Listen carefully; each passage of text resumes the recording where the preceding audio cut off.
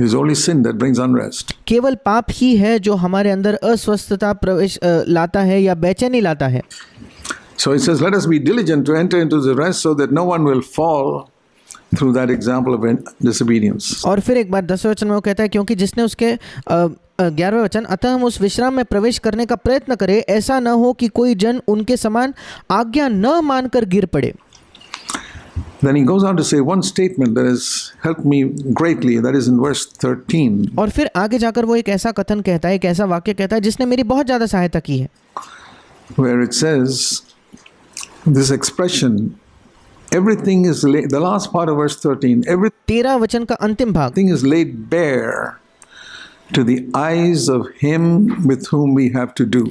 परमेश्वर उसकी आंखों के सामने सब वस्तुएं खुली है और प्रकट है। किसकी आंखों के सामने? जिससे हमें काम है, या इंग्लिश में जैसा वाक्य लिखा है उसमें लिखा है जिसके प्रति हमें जवाबदेही है या जिसके प्रति हम जिम्मेदार हैं, उसके आंखों के सामने सब वस्तुएं खुली है। That expression where God is called him with whom we have to do. या जैसे इंग्लिश का जो शब्दशः अर्थ होगा कि वो जिसके साथ हमें हमारा संबंध है, या दूसरे शब्दों में कहे तो जिसके प्रति हम जवाबदेह हैं। And I've seen it like this. और मैंने इस सत्य को इस प्रकार से देखा है, He is the only one with whom I have to do. ये वो इकलौता व्यक्ति है जिसके प्रति मैं जवाबदेह हूँ। I don't have to deal with people. मुझे लोगों से कोई बर्ताव नहीं करना। I deal with them, but I'm not going to be in panic because they treat me badly or. मैं लोगों से बर्ताव प्रतिदिन करता हूँ, पर मैं डरना नहीं चाहता अगर वो मेरे साथ दुर्व्यवहार करे तो, threaten me or. या लोग मुझे धमकी दे तो। No. नहीं, I have only one person with whom I have to deal with. That's God. एक ही व्यक्ति है जिसके साथ मेरा संबंध है, जिसके प्रति मैं जवाबदेह हूँ, वो है परमेश्वर। And if I, the Lord, in the Psalms it says, Psalm 16, I've set the Lord always before me. और भजन 16 में ऐसा लिखा है कि मैंने निरंतर प्रभु को अपने सामने रखा है। I've set the Lord always before me. मैंने निरंतर प्रभु को अपने सामने रखा है। And because he's at my right hand, I shall not be moved. और क्योंकि वो मेरे दाहिनी ओर है, मैं कभी डगमगाऊंगा नहीं। That's what he's saying here. और यहाँ वो यही कह रहा है, He's the only one with whom I have to do. वो इकलौता व्यक्ति है जिसके प्रति मैं जवाबदेह हूँ या जिसके साथ मेरा बर्ताव है। I want to encourage you, my brothers, please take this seriously because you will need it in the days to come. मैं आपको प्रोत्साहित करना चाहता हूँ मेरे भाइयों, कृपया इसे गंभीरता से ले, क्योंकि आने वाले दिनों में आपको इसकी ज़रूरत पड़ेगी। We are entering into days of evil. हम दुष्टता के दिनों में प्रवेश कर रहे हैं। And please turn with me to Psalm 16. मेरे साथ निकालिए भजन संहिता उसका 16वां अध्याय।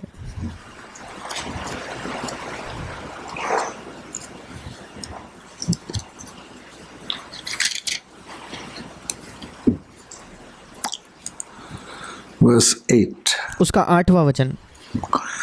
I have set the Lord continually. That means 24 hours, 7 days a week. मैंने यहोवा को निरंतर अर्थात 24 घंटे दिन के हफ्ते के 7 दिन before me. मेरे सम्मुख रखा है। And I'm also, he's at my right hand. और वो मेरे दाहिने हाथ है, दाहिनी ओर है। So I will never be shaken. इसलिए मैं कभी न डगमगाऊंगा। I'll always be at rest. मैं हमेशा विश्राम में रहूंगा। This is a very important verse. It's been a tremendous help to me. ये एक बहुत महत्वपूर्ण वचन है, इसने मेरी बहुत ज़्यादा सहायता की है। Because I remember in the early Christian life, I was in so much of discouragement and unrest because of so many things. क्योंकि मुझे याद है मेरे शुरुआती मसीही दिनों में मैं इतना बेचैन रहता था, इतना निराश हो जाता था कई चीज़ों के बारे में। I wish I had been told this as soon as I was born again, that God wants you to live a life of rest from day one. मैं सोचता हूँ कि काश मुझे ये बताया गया होता मेरे नए जन्म के तुरंत बाद कि पहले दिन से ही परमेश्वर चाहता है कि तुम विश्राम में अपने जीवन को जियो। I've set the Lord continually before me. Jesus is there in front of me. मैंने प्रभु को निरंतर अपने सम्मुख रखा है। यीशु मसीह मेरे सामने है। Always I want to walk in his footsteps. निरंतर मैं उसके पद चिन्हों पर चलना चाहता हूँ। I want to please him. That means wherever I go, I'm aware of the fact, it takes time to develop this consciousness. मैं उसे प्रसन्न करना चाहता हूँ और थोड़ा समय लगेगा कि हम इस सत्य को अपने प्रतिदिन के जीवन में लागू करें। That I'm in the Lord's presence. या हम इस एहसास को विकसित करें कि मैं प्रभु की उपस्थिति में हूँ। Be careful in the way I speak to people. और क्योंकि मैं प्रभु की उपस्थिति में हूँ, जिस प्रकार से मैं लोगों से बात करता हूँ उसमें मैं सतर्क रहूँगा। Because I'm in the Lord's presence, I'll be careful in the way I write to people or क्योंकि मैं प्रभु के उपस्थिति में हूँ, मैं बहुत सतर्क रहूंगा कि मैं किस प्रकार से लोगों को कुछ लिखता हूँ talk to people on the phone, everything, या फोन पर उनसे किस प्रकार से बात करता हूँ। because the Lord is always there before me. इन सब चीज़ों में मैं बड़ा सतर्क रहूंगा क्योंकि प्रभु निरंतर मेरे सामने है।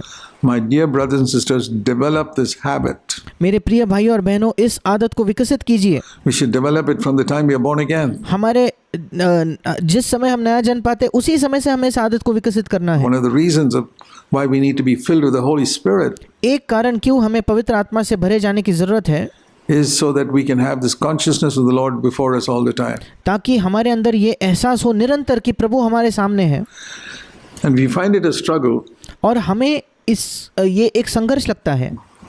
I'll tell you what. Ask मैं आपको बताता हूँ क्यों। the Lord to fill you with His Holy Spirit. आप प्रभु से मांगिए कि प्रभु मुझे अपने पवित्र आत्मा से भर दे। I could not experience that till I asked the Lord to fill me with His Holy Spirit. मैंने इसका अनुभव तब तक नहीं किया जब तक मैंने प्रभु से ये नहीं मांगा कि वो मुझे पवित्र आत्मा से भर दे।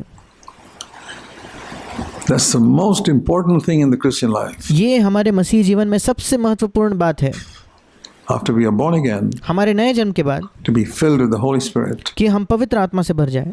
Then the Lord, we can be aware of the Lord in the presence all the time. और फिर प्रभु के उपस्थिति का निरंतर हमें एहसास होगा। And at our right hand, and then और प्रभु हमारे दाहिनी ओर we will होगा not be shaken. और फिर हम डगमगाएंगे नहीं। That's God's will for every one of us. And I pray ये प्रभु की हम में से हर एक के लिए इच्छा है। that we will take it seriously. और मैं प्रार्थना करता हूँ कि हम इसे गंभीरता से लेंगे। See what the Bible says in Luke in chapter 21. देखिए बाइबल हमें क्या बताती है लूका उसके 21 अध्याय में।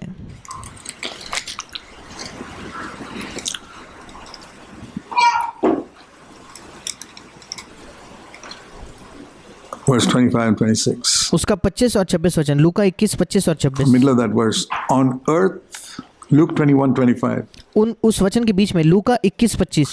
There'll be dismay among the nations, perplexity, and verse 26, men fainting from fear and the expectation of the things which are coming upon the world. 25 वचन, पृथ्वी पर देश देश के लोगों को संकट होगा। 26वां वचन, भय के कारण और संसार पर आने वाली घटनाओं की बाट देखते देखते लोगों की जी में जी न रहेगा। We're going to enter those days very soon. हम बहुत जल्द इन दिनों में प्रवेश करने वाले हैं। Luke 21 26. Luka 21 26, Just before the coming of the Lord. प्रभु के आगमन के थोड़े ही समय पहले।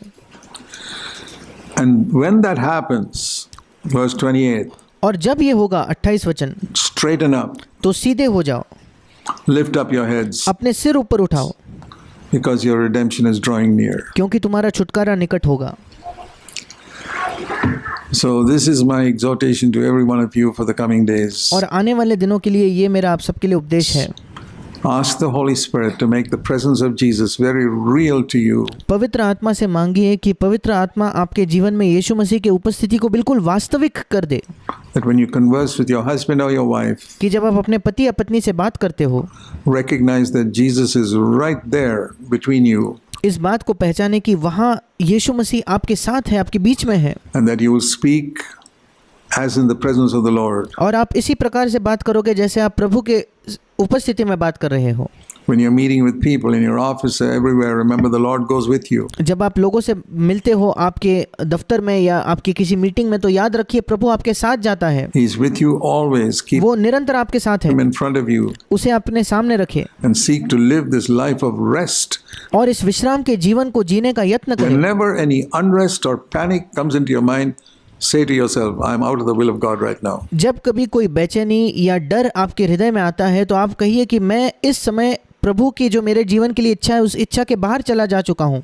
I'm not in the will of God now. मैं प्रभु की इच्छा में नहीं हूँ इस समय। If you go to bed and you're tossing around and thinking this thing and that thing, the other thing, अगर आप सोने जाते हो और आपको नींद नहीं आ रही, आप सोच रहे हो, करवटें बदल रहे हो, ये सोचकर वो सोचकर उस चीज के बारे में सोचकर, rebuke the devil and say, I'm not going to listen to you, Satan. शैतान को डांट कर कहिए, शैतान मैं तेरी नहीं सुनने वाला।